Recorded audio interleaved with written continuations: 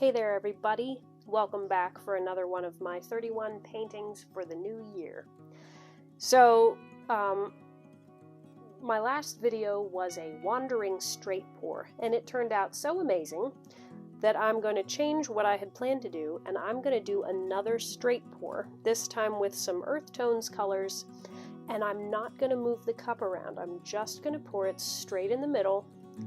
It's possible I'll rotate depending on how I want the colors to come out, but I'm not going to travel.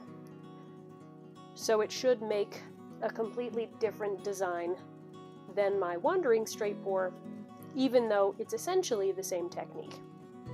Okay, so I've got some phthalo green, some white, some green oxide, some burnt umber, and some metallic copper.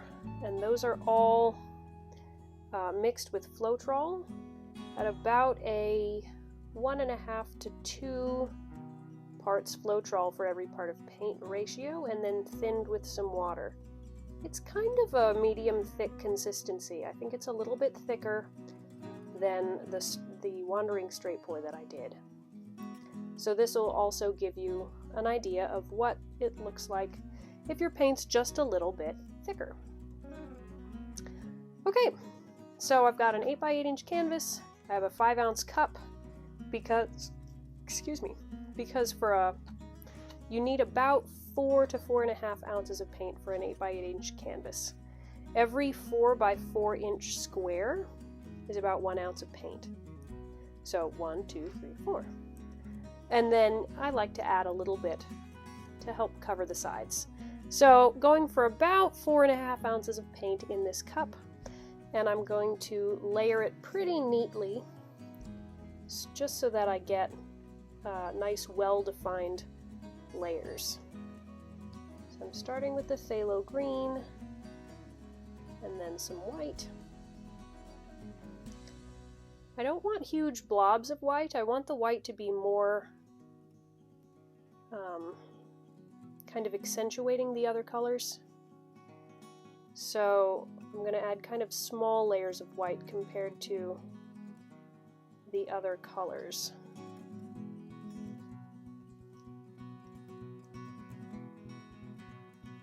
And then after the copper here up top, I'm going to add a little bit more white.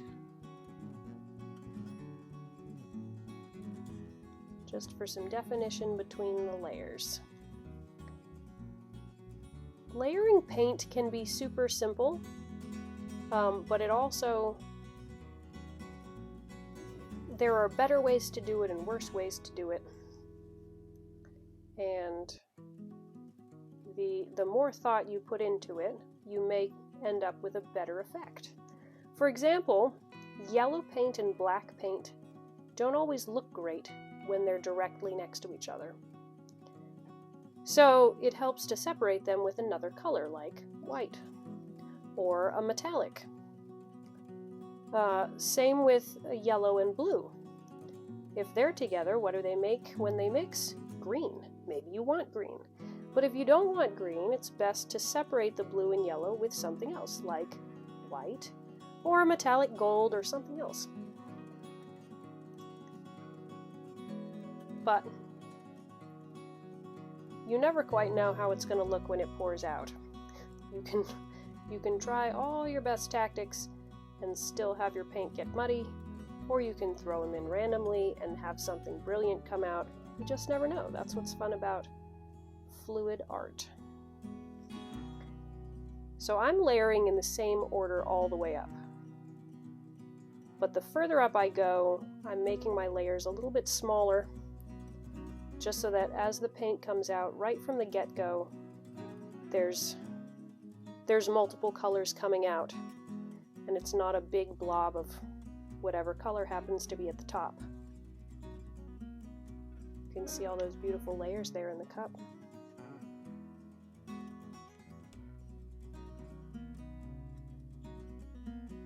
Okay, I'm almost at the 4-ounce mark. I'm just going to add a little bit more of each color.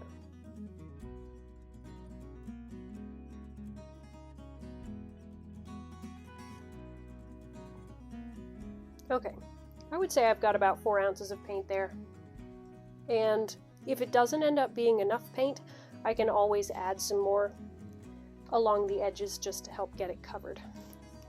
Let me move those out of the way, and then we'll pour it. Okay, so I'm going to pour right in the middle, and I'm going to do my best not to wiggle around too much, just to give you an idea of what a very clean, straight pour looks like.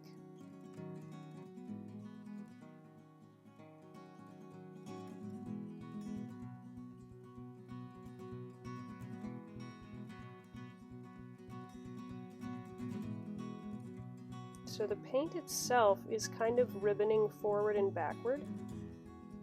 I think it's because it's kind of thick and it's coming out of a flat-mouthed cup.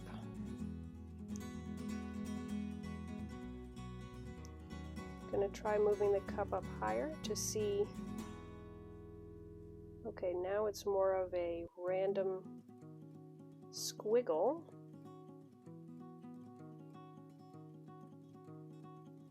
Pouring faster makes a larger pattern.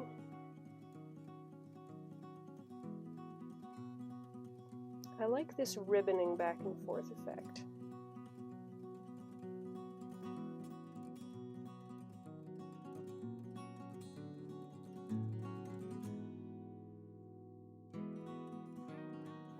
I'm rotating the cup just slightly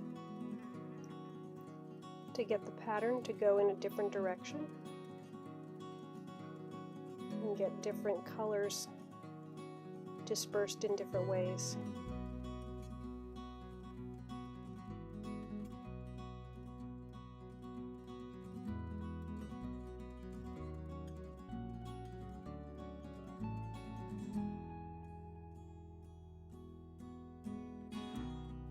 Now that we're at the end, it's coming out slower and it's making this pretty jagged kind of pattern, which I love in a straight pour.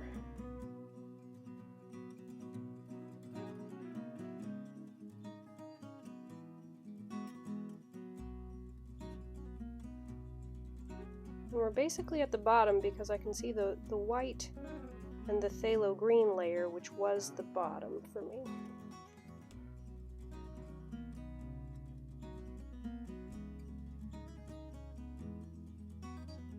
I'm going to slowly start easing back until it's a really small stream. Ha! Got it off without dripping. So clearly my hand shifted slightly, but as you can see, I didn't wander around. It's all one unit.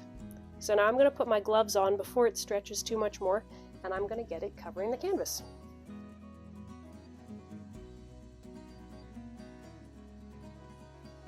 Okay, gloves on. I'm going to start by just gently shifting the paint around just to get it to stretch, open up some of those layers. Not covering any corners yet, we're just opening it up.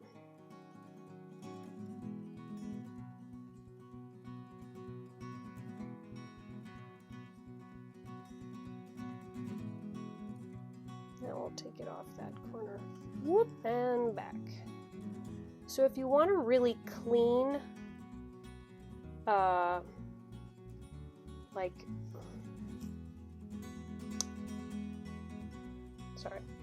hard to talk while I do this. If you want a really clean, symmetrical, circular look, it's best to spin this to stretch it. If you do it by hand, it's going to have a little bit of warping where it goes over the corners and back. So I don't mind with this that its shape is not perfectly circular. But if you want yours perfectly circular, then spinning is the best way to do that.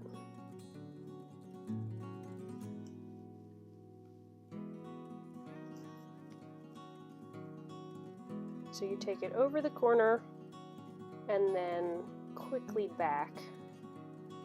And then I'm going to send it over this last corner and then figure out if I like how it looks or if I need to tweak anything. And back.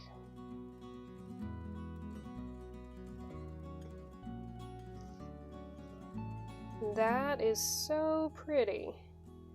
Let me just move it around a little bit and see how the paint flows. I actually don't love this corner right here. I may try to take some of that white off the edge.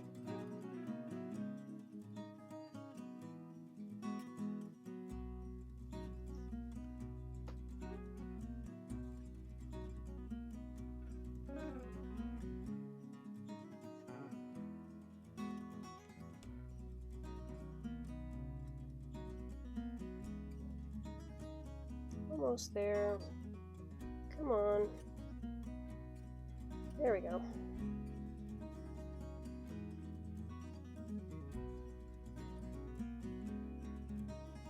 Okay, so now the white and some of the green is off the edge, which I kind of like. So let me just figure out how I want the layout of this to be. But look at those detailed layers. And the paint did that all itself, just by flowing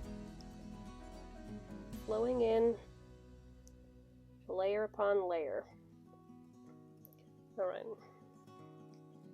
I think I'm happy with that. I'm not sure which way will be up and which way will be down. But I like that balance. Super cool. I can't wait to see it when the metallic copper is really shining, catching the light. When metallic paint is wet, you can't see all of its shine quite as well. Alright, I'm happy with this. Let me give you a close-up. Alright, so check it out. Look at all those delicate layers. Really amazing. So there's that corner. That's the effect that you get when you go across the corner and back. If you spun it, you would avoid that. But look at those layers. It is so detailed. Then I love this section. It looks like fire or a tree or something. And then back here, lots of super intricate layers. And then the center is beautiful too. Almost like angel wings or even like Batman or something. I don't know what it is. It's cool though. Alright, thanks for painting with me. I can't wait to have you join me for another video. See you next time.